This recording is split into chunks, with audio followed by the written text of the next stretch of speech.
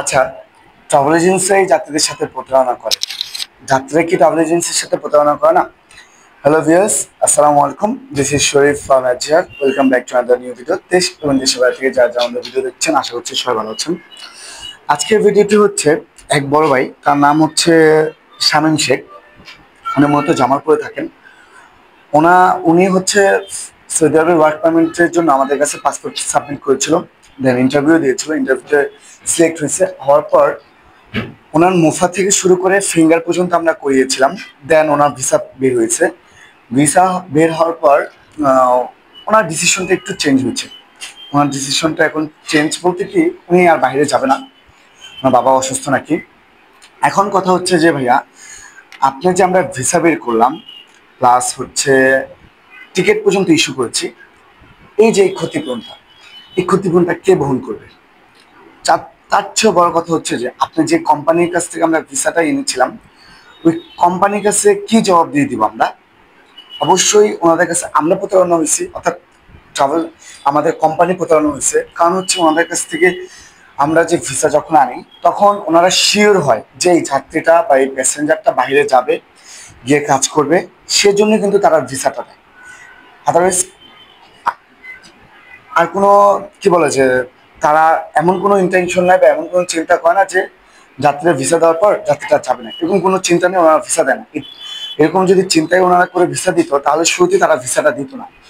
এখন কথা হচ্ছে যে আপনি যে আমরা ভিসা বের করছি, ভিসা বের করতে আমাদের কিছু কস্টিং হয়েছে, কিছু বলতে কি হিউজ পরিমাণ একটা কস্টিং। দেন আপনি এয়ার টিকিট ইস্যু করছে, এখানে আমাদের কিছুটা খরচ বহন করতে হয়েছে। এতে করে পরবর্তীতে আপনি যেতে চাচ্ছেন না, এই যে খরচটা, এটা কে বহন করবে? আমাদের নিজের গাড়ির থেকে বহন করব? এখন দেখা গেছে যে আপনি পাসপোর্টটা আমাদের কাছে সাবমিট করে গেছেন। পাসপোর্টটার দাম কত ভাইয়া? 10,000 টাকা। চাইলে আপনি একটা নতুন পাসপোর্ট বানিয়ে দিতে পারবেন, কোনো সমস্যা নেই। বাট আপনার কারণে যে আমাদের আরো 10টা যাত্রীর একটা কি বলে যে ভোগান্তি, এক প্রকার যে কি বলে যে পরবর্তীতে আমরা যদি ওই কোম্পানিতে আবার নতুন করে কোনো যাত্রীকে ইন্টারভিউ দেওয়ায়, তারা কি ভিসা দিবে আদৌ? বলেন, আদৌ ভিসা দিবে কিনা? অবশ্যই ভিসা দিবে না। কারণ হচ্ছে তা তো একবার ধোকায় পড়ে গেছে যে একটা যাত্রীর ইন্টারভিউ হয়েছে, মুফা বের হয়েছে, দেন হচ্ছে ফিঙ্গার করে ভিসা বের হয়ে গেছে। ভিসা হওয়ার পর টিকিট পর্যন্ত ইস্যু হয়েছে, আপনি যাচ্ছেন না। পরবর্তীতে আবার যদি কোনো যাত্রীকে আমরা ইন্টারভিউ দেওয়াই সেম কোম্পানিতে, ভিসা কি দিবে? অবশ্যই ভিসা দিবে না। কেন ভিসা দিবে না? তারা কনফিউজ। প্রথমবার আমরা ভিসা দিছি, যাত্রী যায়নি, এখন যদি আবার ভিসা দিয়ে যদি যাত্রী না যায়, এটা রেমান্সটা কিভাবে? তো ভাই, আপনাদের কাছে অনুরোধ থাকবে, সকল যারা যারা বিদেশে যাওয়ার চিন্তা নিয়ে বসে আছেন, আপনাদের কাছে বিনীত অনুরোধ আমার, খুবই ঠান্ডা মাথায় চিন্তা করে দেন আপনার পাসপোর্ট কোনো একটা এজেন্সির কাছে সাবমিট করেন। দেখেন ভাই, যদি আমাদের ভুলের কারণে আপনার হচ্ছে ভিসা ক্যান্সেল হইতো বা ভিসাটা মিস হইতো, বা কি বলে বাইরে যাওয়াটা না যাইতে পারতেন, সেক্ষেত্রে ভাই আমরা ড্যামেজ দিতাম, কোনো সমস্যা ছিল না। মনকে বুঝাইতে পারতাম যে আমাদের ভুলবশত কারণে আপনার ভিসাটা ক্যান্সেল হয়েছে। বাট সেই কারণটা যদি আপনার কারণে হয়, এটার কিভাবে আমরা ক্ষতিপূরণ দেবো আমাকে বলেন? কোনো রিজন আছে? কোনো রিজন নেই। নিজের গাড়ি থেকে ভর্তুকি দেওয়া দিয়ে আপনাদের কি বলে যে ডেমারেজ দিয়ে নিজের কোম্পানি চালানোটা মুখের কথা না ভাই, অনেক কষ্টের একটা কথা। আর কথা হচ্ছে যে আপনি ভিসা বের করতে আমাদের অনেক কষ্ট হয়েছে, অনেক কষ্ট হয়েছে।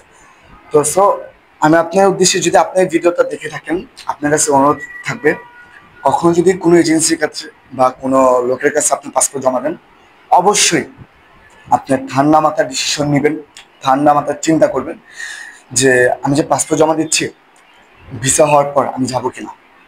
অবশ্যই ঠান্ডা মাথায় চিন্তা করে পাসপোর্ট জমা দেবেন। আর ধরেন আপনার পাসপোর্টের সাথে যে টাকাটা দেন, 50,000 বলেন, 1 লাখ বলেন, যেই টাকাটাই আপনারা দেন, বা 20,000 বলেন, আপনাদের চিন্তা করেন যে এই যে 20,000 টাকা দিচ্ছি, কোম্পানি মনে হয় মেরে চলে যাবে। ভাই, আপনি এই 20,000 টাকা বা 50,000 টাকা কোম্পানি কয়দিন চলবে?